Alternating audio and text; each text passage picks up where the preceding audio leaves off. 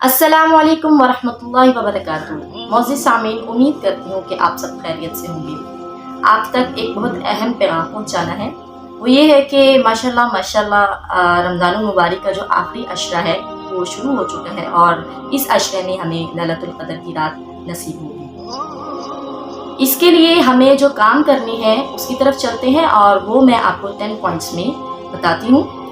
आपको और आपके घर वालों को मेंटली, स्पिरिचुअली और फिजिकली तौर पर अपने आप को तैयार करना होगा कि हमें इन 10 रातों में खूब मेहनत करनी है, क्योंकि आप सल्लल्लाहु अलैहि वसल्लम इन 10 रातों में लैलतुल क़द्र की रात हासिल करने के लिए अपनी जो वेस्ट बेल्ट होते थे उसको बिल्कुल टाइट कर लेते थे। वो खुद भी जागते थे और अपने फैमिली मेम्बर्स को भी जगाते थे, यानी कि वो जो रात है उसको दिन बना देते थे।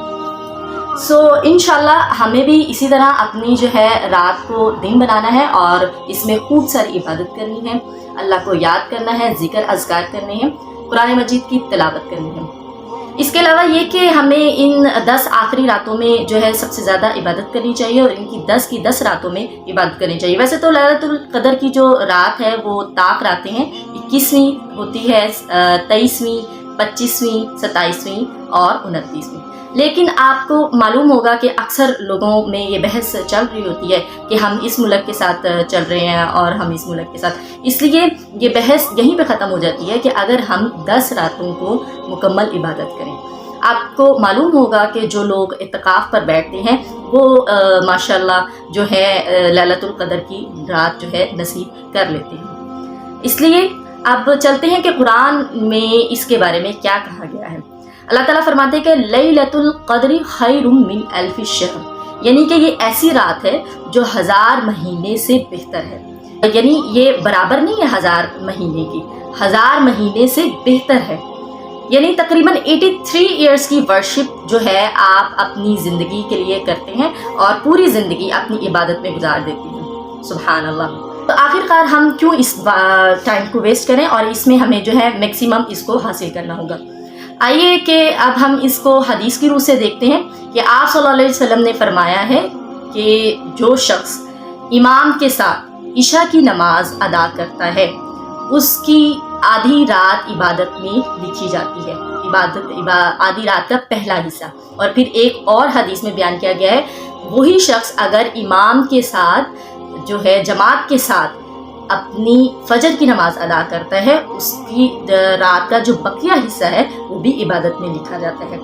एक और हदीस में आता है कि आप सल्लल्लाहु अलैहि वसल्लम ने फरमाया कि जो शख्स क़ियामुल लैल यानी कि पूरी तरावी नमाज इमाम के साथ अदा करता है उसकी पूरी रात इबादत में लिखी जाएगी। आप सल्लल्लाहु अलैहि वसल्लम ने फरमाया कि जो शख्स इस क़ियामुल लैल की रात में 100 आयात या उससे ज़्यादा आयात पढ़ेगा तो उसकी भी पूरी जो है रात इबादत में लिखी जाएगी।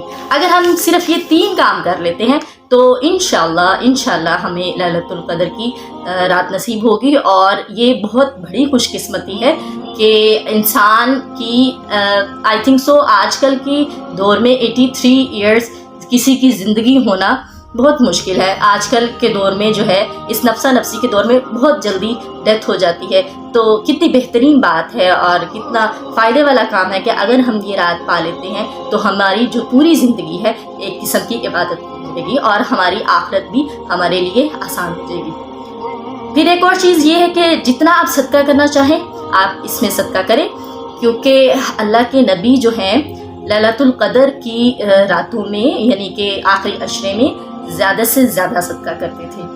और अगर आप चाहें तो इसको थोड़ा थोड़ा करके भी सदका कर सकते हैं इन 10 रातों में, क्योंकि जो अगर इसमें से लैलतुल क़द्र की रात हुई और आपने जो सदका किया होगा अल्लाह ताला उसको जो है दुगना कर देंगे और वो आपके लिए अजर का बाइस होगा। इसके अलावा कुरान को पढ़ना और जो है आप लेक्चर्स वगैरह भी अटेंड कर सकते हैं जहाँ पर दीन की बात बताई जा रही हो, और आप जो है बुक्स भी रीड आउट कर सकते हैं जिसमें तफासीर की बुक्स हों, अहादीस की बुक्स हों और ऐसी बुक्स जिसमें आपका ईमान ताज़ा होता हो, जिसमें आपको दीन की समझ आ रही हो। इस तरह के लेक्चर्स आप अटेंड करें, बुक्स पढ़ें, रीड आउट करें और जो इल्म आपके पास है वो आप लोगों तक ज़रूर आगे पहुँचाएं। یہ کام آپ کسی نہ کسی فارم آف دعویٰ کے ذریعے بھی کر سکتے ہیں، اور کیونکہ خیر کی بات کو پہنچانا بہت زبردست کام ہے اور بہت ہی نیک کام ہے. کہ اللہ تعالیٰ سے ہمیں دعا کرتے رہنا چاہیے کہ اللہ تعالیٰ ہماری جو ہے آخرت میں آسانی پیدا کرے ہمارے لیے، اور جنت کے راستے آسان کرے، ہماری قبروں کو روشن کرے، ہماری اولاد کو ہماری آنکھوں کی ٹھنڈک بنائے، اور ہمیں بھی اپنے ماں باپ کی آنکھوں کی ٹھنڈک بنائے، اور ہمیں دین کے لیے چن لے اور ہم سے دین کے لیے کام لے. لاسٹ ون از اللہ تعالیٰ سے پلیز یہ دعا کرنا جو نبی کریم صلی اللہ علیہ وسلم نے حضرت سیدہ عائشہ رضی اللہ عنہا کو سکھائی تھی کہ اللہم انک عفو تحب العفو فاعف عنا، کہ اے اللہ تو معاف کرنے والا ہے، تجھے معاف کرنا پسند ہے، اور یا مجھے. اور یہ ایسی دعا ہے جو ہمارے گناہوں کو بالکل مٹا دیتی ہے. فار ایگزامپل کہ قیامت والے دن آپ کو بلایا گیا ہے اور اللہ تعالیٰ کہتے ہیں کہ جاؤ جنت میں داخل ہو جاؤ، تو کیا آپ نہیں چاہتے کہ اس دن جو ہے ہمارے گناہوں کا تذکرہ بھی نہ ہو اور ہم سب اللہ کی رحمت سے جنت میں داخل ہو جائیں؟ اس لیے یہ دعا جو ہے کثرت سے پڑھیں. اللہم انک عفو تحب العفو فاعف عنا. اللہ تعالیٰ ہم سب کو اپنی رحمت سے جنت میں داخل کرے.